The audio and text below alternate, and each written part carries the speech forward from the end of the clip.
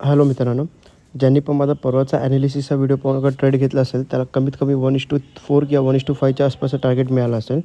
Okay, आता आपण उद्या पण बँक निफ्टीमध्ये काय ट्रेड करू शकतो ते पाहूया.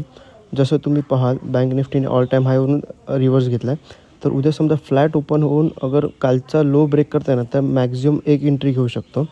ठीक आहे, कारण मार्केटला तर उद्या पडायचं असेल तर ते फास्ट पडणार, ते हळू नाही पडणार. ओके, आणि फ्लॅट ओपन होऊन अगर पहिले 5 मिनटाची ग्रीन कॅन्डल करत असेल ना तर ते मार्केटवरती परत जाऊ शकतं, पण तेव्हा मॅक्झिमम 2 एंट्री घेऊ शकतो.